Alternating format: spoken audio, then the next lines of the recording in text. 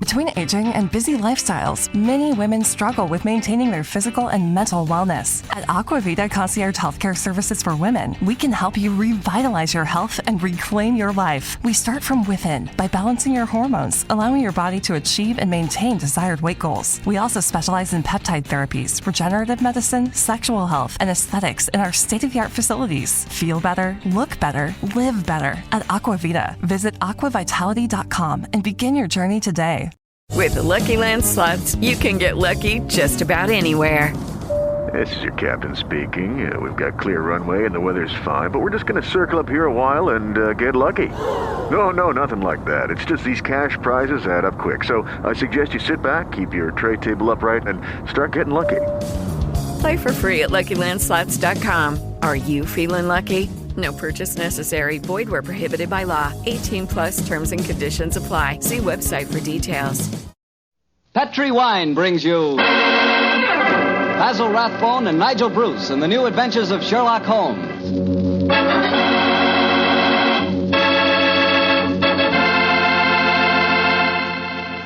The Petri family, the family that took time to bring you good wine, invite you to listen to Dr. Watson tell us another exciting adventure he shared with his old friend, that master detective, Sherlock Holmes.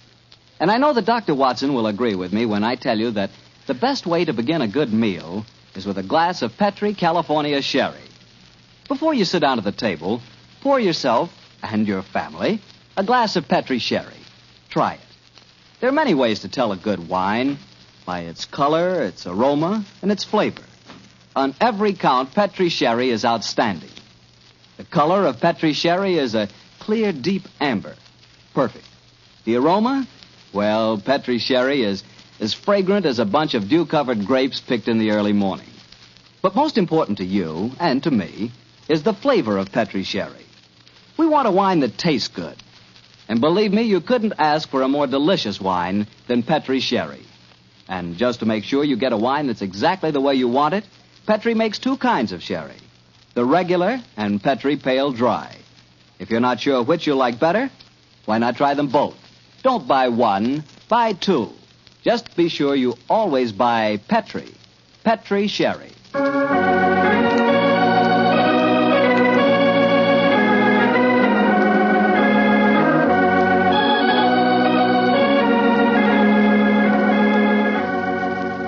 And now I'm sure our good friend Dr. Watson's ready for us. Let's go in and join him.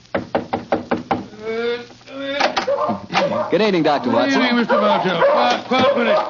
I don't want it. Dogs seem very chipper tonight, Doctor. Have they been getting into any more trouble lately? No, my boy. It's been a relatively quiet week for them. One meeting with a dead seal, 2 visits to my neighbor's chickens, and a losing battle today with a cross-eyed Siamese cat. You call that a quiet week, huh? Oh, it is for them, but never mind about the dogs. Draw up your usual chair and make yourself comfortable. You're just in time to join me in a glass of sherry. That'd be very nice, Doctor. Oh, I see you have the old dispatch box out again. Yes, my boy. As the story I'm going to tell you tonight took place in 1887, I thought I'd better refresh my memory on some of the details of the case. It was shortly after my marriage, and as I had bought a practice in the Paddington district, I saw very little of my old friend Sherlock Holmes. How was doctoring in those early days? A struggle, my boy, a distinct struggle. Dr. Farquhar, from whom I had bought the practice, had at one time an excellent clientele, but his age, combined with an unfortunate affliction, the ear that resembled St. Vitus's dance, had very much thinned it. I had confidence, however, in my youth and in my energy, and I was convinced that in a very few years the practice would be as flourishing as ever. But, as I said, I saw very little of Holmes in those days. I guess you were too busy to visit Baker Street, huh, Doctor? Yeah, you guessed quite correctly, Mr. Bartell, quite correctly. Holmes seldom went anywhere himself save on professional business. You can imagine my surprise, therefore, when one day on coming home from a heavy day's work, I found that Holmes had decided to pay us a visit. My wife persuaded him to stay to dinner, and as the three of us sat at the table, the flickering candlelight dancing strange patterns on the walls, made it quite like old times. Holmes was in an unusually gay mood, and I can remember the twinkle in his eye as he turned to my wife and said, "You're a brave woman, Mrs. Watson, to feed an unexpected guest on the maiden night out. I'm extremely grateful. Mrs. Hudson's cooking, though excellent of its kind, lacks variety. Your dinner has been quite a treat. That's a very gracious little speech, Mr. Holmes. Yes, I've never known you to be so observant about food, Holmes. Perhaps the lack of your company, my dear chap, and the consequent lonely meals have made me conscious of Mrs. Hudson's culinary shortcomings. I suppose you're taking John out with you tonight on one of your cases. Oh, no, Mrs. Watson. Though I can understand your suspicions, my visit was purely social. Then let's go into the other room and have a pipe, shall we? Well, don't you think you'd be more comfortable at the club? On the soul, Mary, I believe you want to get rid of us. Oh, no, dear, it's not that. It's just that... Your visitor is due at any moment, and you had counted on the house being empty by now. Why, how on earth did you know that, Mr. Holmes? Past half hour, you've been glancing at the clock with mounting anxiety. I feel sure that if it had not been for my unexpected visit, your good husband would already have been walking towards his club. Yeah, it is my custom to go to the club on Thursdays, but how'd you know? I know your habits, my dear chap, as well, if not better than you do. It's a good thing I'm a bachelor, isn't it, Mrs. Watson? Yes, indeed. A wife will keep no secrets from you, Mr. Holmes, I'm sure. Well, Mary, dear, who is your visitor, and what is the secret that you've been hiding? It's innocent enough, John. As Thursdays is the maid's night out, and you've been going to the club, I've been letting Alicia Wentworth meet her young man here, with me as chaperone, of course. Oh, so that's the mystery. Well, Watson, young love is on the wing, and I'm sure we're dreadfully in the way. Let's stroll to Baker Street, shall we? Yes, of course, I'll get my coat. Why didn't you tell me, Mary? Well, I was afraid you might be angry, John. Angry, of course, ma'am. Alicia's such a sweet girl. And Harry Prendergast is a very charming young man. He comes from an excellent family, has a commission in the infantry, and the children are tremendously in love. But her beastly guardian forbids them to meet. So Oh, there she is now. Well, we can pretend that we were just leaving anyway. Yes, I'll get my coat. Hello, Alicia, dear. Oh, Mrs. Watson, I'm so glad to see you. Come, dear. Alicia, this is my husband and Mr. Sherlock Holmes. How do you do, my dear? It's a shame that we have to go now, but my friend and I have some very important business to attend to. You're Mr. Sherlock Holmes, the detective, aren't you? Yes, Miss Wentworth. Please don't go, Mr. Holmes. Please don't. I need help so badly. Why, Alicia, what's wrong? You're as white as a ghost. Let's go into the drawing room, shall we? What's troubling you, Miss Wentworth? It's Harry, Captain Prendergast. I don't know exactly what's the matter, but something dreadful has happened to him. Oh, now sit down here beside me, dear. That's it. Miss Wentworth, what reason do you have to suppose that Captain Prendergast is in trouble? I've seen friends of his today. They spoke of him almost as if he were dead, and yet they wouldn't tell me why. And just now I went to his club, and they told me that Captain Prendergast was not a member. But he is a member. He's been a member for years. Oh, what's happened to it? What has happened to it? There, dear. Mr. Holmes will help you. Now, don't you cry. Have you been to the police, Miss Wentworth? No, Doctor. You see, I went to my guardian, but he wouldn't let me go to the police. He said there'd be a scandal. But then he hates Harry. The Prendergasts are a fine family. Why does your guardian object to him so strongly? I don't think he would approve of anyone I choose. He doesn't want me to get married. Oh, sounds like a positive ogre to me. Who is your guardian, my dear? Colonel Moran. Colonel Sebastian Moran. Indeed. He's a man who has many entries against him in my ledgers, but a man that I've never met. I have long hoped to cross swords with him directly. But how could Uncle Sebastian have anything to do with the criminal profession, Mr. Holmes? He's the son of Sir August Moran, and he was once British minister to Persia. Oh, you must be confusing him with someone else. No, my dear, it's the same man, and furthermore, I'm almost certain that your guardian is the right-hand man of a certain friend of mine whose name also begins with the three letters M-O-R. Good Lord, Moriarty. I have no proof. And yet I suspect that Colonel Moran is the second most dangerous man in London. That's Harry. It must be Harry. Oh, poor girl. I do hope you can help her, Mr. Holmes. I shall do my best, Mrs. Well, Watson. if that is her young man at the door, it's more than likely her problem doesn't exist any longer. I hope you're right, Watson. Though with Colonel Moran as a guardian, I'm afraid the young lady is destined to have trouble. Come on, Harry. Good evening, Mrs. Watson. I'm so glad to see you, Harry. This is my husband. How do you do, Doctor? How do you do, my boy? And Mr. Sherlock Holmes. How do you do, Captain Prendergast? How do you do, sir? Harry, what's wrong? I can tell by your face that something dreadful has happened. It has, darling. Tell Mr. Holmes about it. He's promised to help us. Well, sir, I'm afraid this is a little outside of your province. You will find that my friend's province is quite extensive, Captain Prendergast. I shall be more than happy to do anything I can to help, sir. That's very nice of you, Mr. Holmes. Well, it's pretty bad. Last night I was accused of cheating at cards at the Tankervile Club. Oh, dreadful. Of course, I don't have to tell you that I didn't cheat, but the evidence was dead against me. I'd been winning heavily, and the cards were proved to be marked. Marked? How? There were pinpricks on the edges. Pinpricks which indicated the card's value. How did the pack of cards come into play? That's the devil of it. I myself broke open a sealed pack given to me by the club porter. And I swear that was the pack that was later found to be marked. Was everyone searched? Yes. But they found a new, unopened pack in my pocket. The obvious implication being that you had substituted the marked cards, of course. I can see what happened. Somebody deliberately tried to incriminate you by dropping the new pack in your pocket. Of course, darling. But what I can't understand is how the marked pack was introduced into the game. Were there any other cards found in the room? None, Doctor. The Tankerville, eh?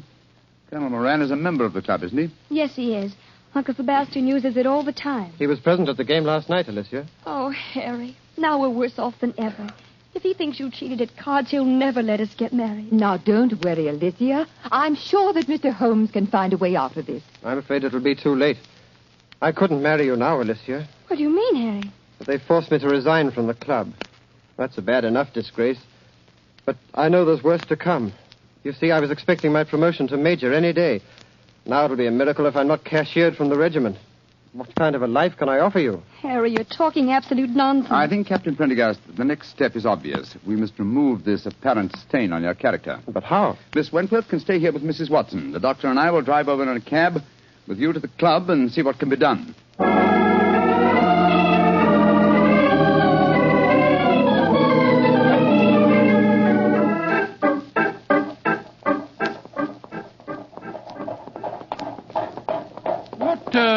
What kind of a card game were you playing last night, Prendergast?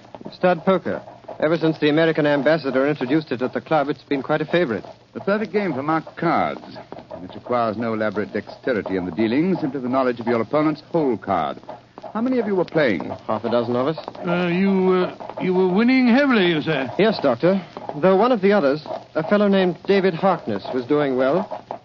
Now I come to think of it, Harkness almost seemed to know when I was bluffing, as though he could see the marked card. Well, perhaps he was the one who marked them. It's possible. And yet certainly no one could accuse him of tricky dealing. He was so clumsy with his bandaged finger, eh? How did you know he had a bandaged finger, Mr. I'll Holmes? tell you that, Captain Prendergast, when you tell me what's really on your mind. There's a great deal more at stake than a card scandal, isn't there? Yes, there is. I didn't dare to tell Alicia about it. You see, I'm fighting a duel tomorrow. A duel? Lord, with whom? Colonel Moran. Huh? He insulted me last night. He goaded me beyond a man's patience. He taunted me until I couldn't stand it any longer. And so I challenged him. And in so doing, gave him the choice of weapons. Yes, confound it. Of course, he chose revolvers. Moran is a big game hunter of note. He was reputed to be the best shot in England. And I'm probably the worst in London. If only I could shoot as well as I can box. I'm regimental champion, you know. Revolvers? Good heavens, man, revolvers. A duel with Moran is suicide for you. No, it's not suicide. It's a Tankerville club. Here, cabby. Keep the change, will you? Oh, blimey. Thank you, Governor. Suicide. No, Watson, not suicide. This is a carefully laid plan for murder.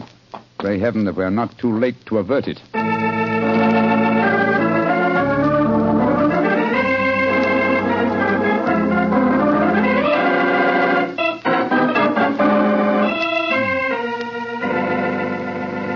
It's Mr. Harkness that you're wanting, sir? Yes, he went to his room half an hour ago. Number 108. Up the main stairs and down the corridor, sir. Thank you. I want you to follow us in precisely 1 minute and bring a sealed pack of the club's playing cards to Mr. Harkness's room. Do you understand? Oh, yes, sir. And thank you.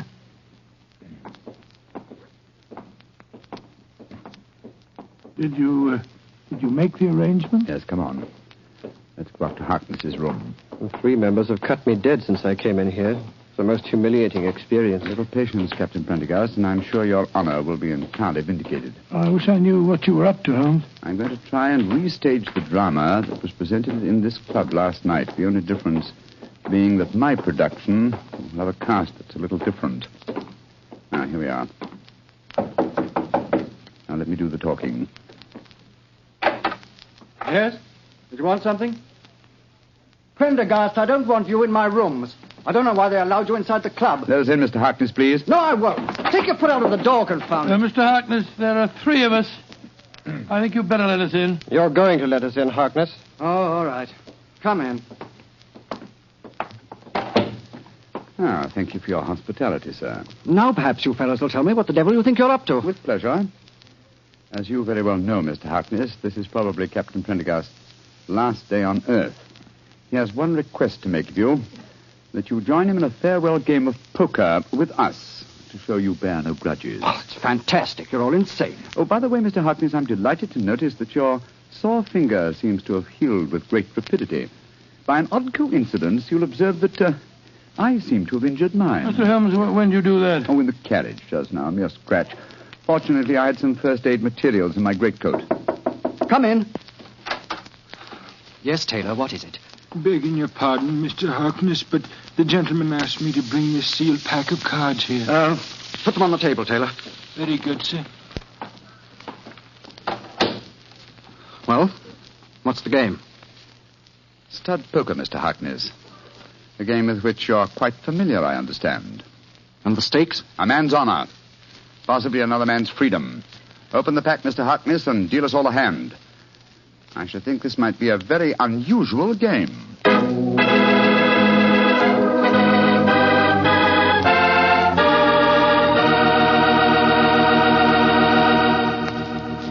You'll hear the rest of Dr. Watson's story in just a few seconds. Time for me to explain that Petri California Sherry is not only an ideal wine to serve before dinner, but it's also the perfect wine for almost any occasion. Petri Sherry is fine after dinner, when you're listening to the radio or just sitting around talking. And, of course, you couldn't ask for a finer party wine than Petri Sherry, especially if your party is at cocktail time. If you don't know what wine to buy, you can't go wrong with Petri Sherry. But be sure it's Petri. Look for the letters P-E-T-R-I. They spell the proudest name in the history of American wine. Well, Dr. Watson, that was quite a game of poker you were settling down to. I have a feeling that Sherlock Holmes had an ace or two up his sleeve, didn't he? Well, figuratively, he did, Mr. Bartell, though at the time I must confess that, as usual, I was pretty much in the dark. David Harkness opened the new sealed pack of cards, and the four of us played a hand of poker. It was easy to see that our unwilling host was far from happy. His ferrety eyes darted from one to the other of us as he played our cards.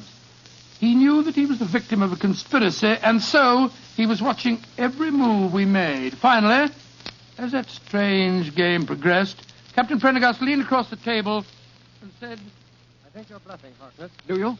Well, it'll cost you exactly the limit to find out. How curious are you? By Joe, I think you are bluffing, Harkness. I'll see you. He'd be a fool to, Watson, when he has a straight flush. What do you mean, Holmes? My dear Harkness, the markings are quite apparent, I assure you, to someone who knows what he's looking for. Scott, you mean that these cards are marked too? Examine them for yourself, old chap. They are marked. They're pinpricked, just like they were last night. Oh, that's impossible. Harkness broke the seals in the new pack just now. We all saw him do it. He couldn't have switched the pack. And why would I do that, even if I could? I wouldn't try and cheat Mr. Sherlock Holmes, would I? No, Mr. Harkness. I just wanted you to know that I understood the trick. What trick, Mr. Holmes? The same one that was played on you last night, Captain Prendergast.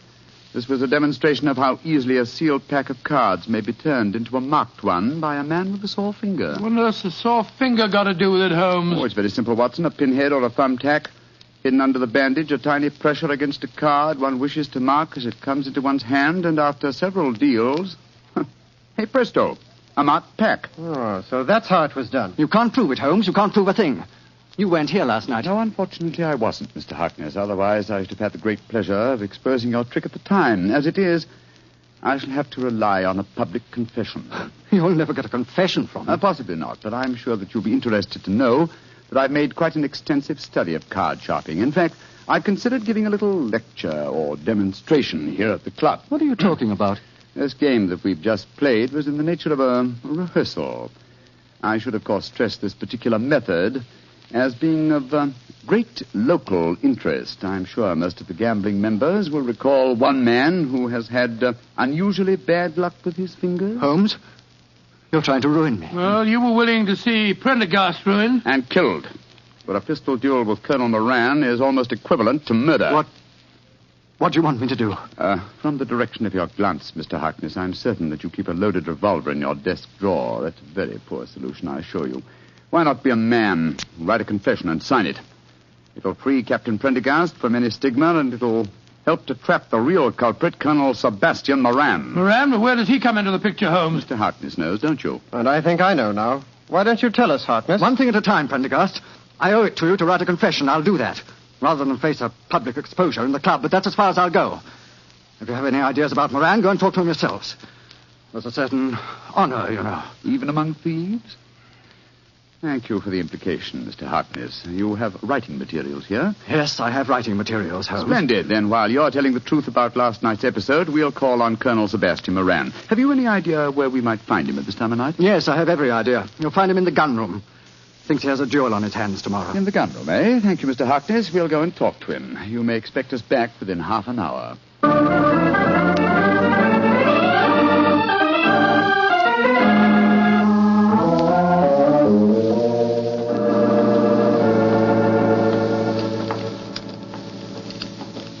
Who are you fellows? Turn the gas up, can't you? Colonel Moran, this is Mr. Sherlock Holmes and Dr. Watson. How do you do? Colonel Moran, I've been wanting to meet you for a very long time. Sherlock Holmes. I've heard a lot about you. And I have you, Colonel. Harry, what are you doing inside the club? Mr. Holmes brought me back. We've just left David Harkness's room. He's writing a confession that he engineered the swindle last night, that he deliberately tried to involve me. So, in that case, I suppose I need oil this revolver no longer.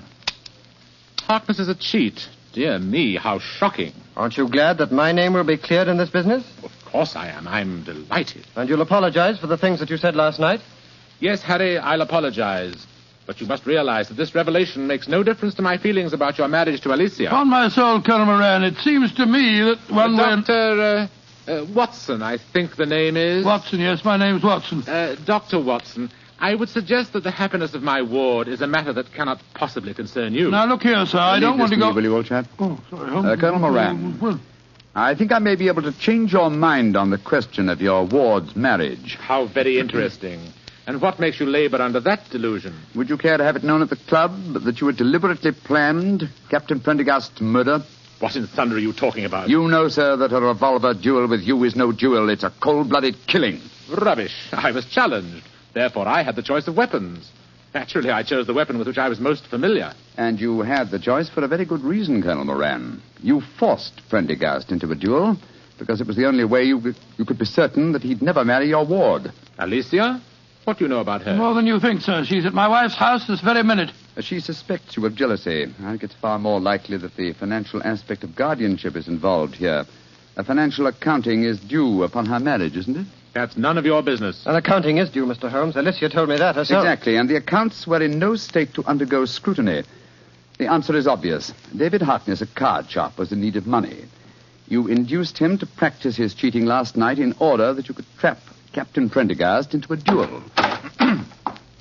Harkness, what the devil do you want? Put that revolver down, you fool. I don't care about my own disgrace, but you're going to pay for your share in it, Moran. Drop that revolver, Harkness. Don't you see that you're...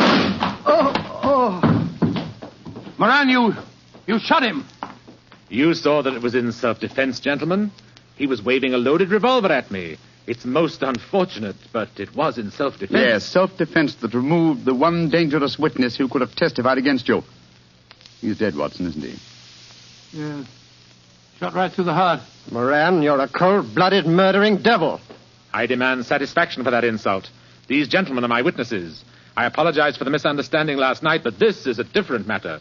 You've insulted me, Harry. The duel will take place, Colonel Moran, and Dr. Watson and myself will act as seconds for Captain Prendergast. Let's make the necessary arrangements, shall we?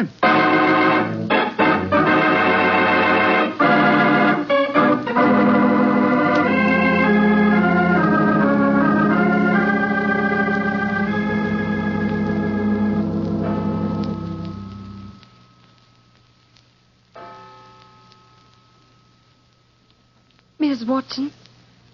Yes, Alicia, dear. It's 2:00. What can have happened to them? They left here just after 8. Well, if you had been married to John for any length of time, my dear, you wouldn't worry. When your husband goes out with Sherlock Holmes, you're prepared not to see him for a few days. Mrs. Watson, what are you saying? I haven't got a husband. Oh, now, Alicia, don't glower at me like that. What did you say the time was? It's just after 2, and they left here at 8. What can have happened? Well, I don't know. But Mr. Holmes was with him. So don't worry, my dear. He's frightfully clever. I wouldn't be surprised. There's the front door now. They're back. Oh, dear me. Now I'll have to make cocoa. Harry, darling, what's happened? Oh, lots of things, darling. I'm a member of the Tankerville Club again. I'll probably become a major, and you'll certainly become Mrs. Prendergast before very long. Oh, it all sounds wonderful. What have you two been up to, John? Oh, it's the old story, Mary dear. Holmes solved the case, and it all ended happily. Happily? My dear Watson, that's hardly the word to use. Harkness is dead, and Colonel Moran is probably in hospital. Please, tell me what happened. Well, your guardian challenged Captain Prendergast to a duel. He overlooked the fact that since he was the challenger, the choice of weapons belonged to his opponent. Perhaps you can guess what that choice was. Boxing gloves. We've just come from the gymnasium at the club, Alicia. I'm afraid I really gave him a thrashing. And a well-deserved one, too. I'm only sorry that I couldn't put him where he belongs, behind prison bars. Oh, Harry. He'll be the laughing stock of London. I'm glad of it. But that means that he'll never consent to our being married. I disagree, Miss Wentworth. If we keep his secret, and we've hinted that we might, I'm quite certain that he'll withdraw his objections to the marriage, and somehow he'll make up his deficiencies in his guardianship account. Probably by borrowing money from Professor Moriarty. Oh, I think it's all wonderful. But it's well after 2 o'clock in the morning. Let's go into the kitchen, shall we? I'll make some cocoa. Cocoa? Spot of whiskey. Harry, Huh? you and Alicia stay here. You probably have some plans to make. Oh, cocoa's not a very exciting drink. Oh, shush, John. Oh, sorry. As soon as the cocoa's ready, we'll call you.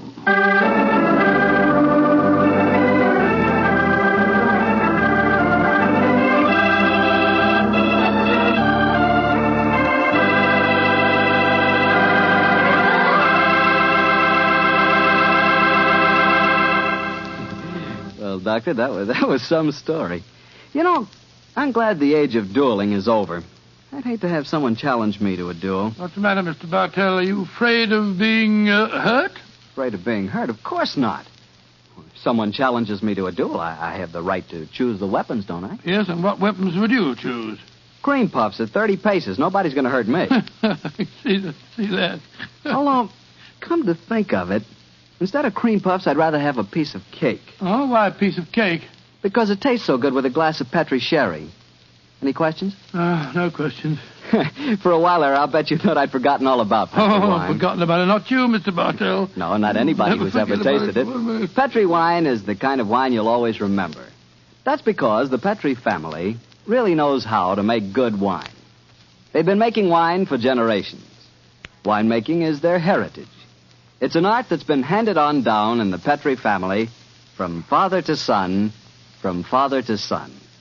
Every drop of Petri wine is clear, fragrant, and delicious. As delicious as the luscious, sun-ripened California grapes from which it's made. Remember, the name Petri on a bottle of wine is more than a trademark. It's the personal assurance of the Petri family that their wine is the kind of wine you like, for any occasion. You can't miss with Petri wine because Petri took time to bring you good wine. Well, Dr. Watson, what new Sherlock Holmes story are you planning to tell us next week? Well, now, let me see. Next week? Next week, Mr. Bartell, I'm going to tell you an adventure that took place in the gay Vienna of the 90s. Concerns a strange tragedy that occurred on a ballroom floor and a weird series of murders that were punctuated by the sound of music. I call the story The Waltz of Death.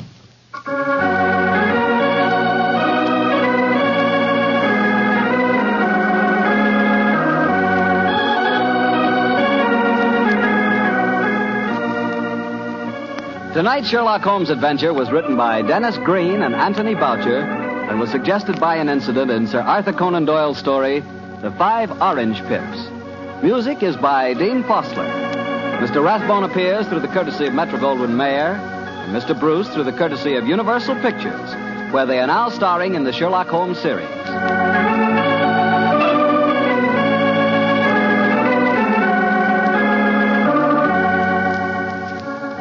The Petri Wine Company of San Francisco, California, invites you to tune in again next week. Next week, many communities will change time, and this program will reach some of our listeners at a different hour. Consult your local newspaper or mutual station for the exact time in your area. Sherlock Holmes comes to you from our Hollywood studios. This is Harry Bartell saying goodnight for the Petrie family. For a solid hour of exciting mystery dramas, listen every Monday on most of these same stations at 8 o'clock to Michael Shayne, followed immediately by Sherlock Holmes. This is the Mutual Broadcasting System.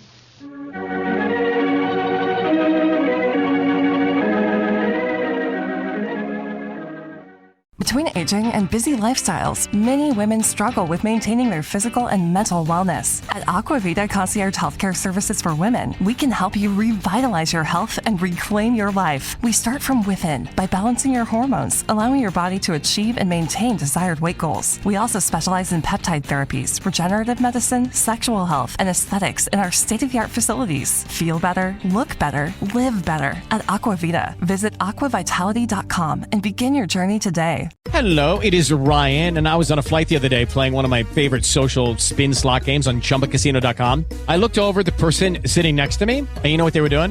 They were also playing Chumba Casino. Coincidence? I think not. Everybody's loving having fun with it. Chumba Casino is home to hundreds of casino-style games that you can play for free anytime, anywhere, even at 30,000 feet. So sign up now at ChumbaCasino.com to claim your free welcome bonus. That's ChumbaCasino.com and live the Chumba life. No purchase necessary. VGW. Void where prohibited by law. See terms and conditions. 18+.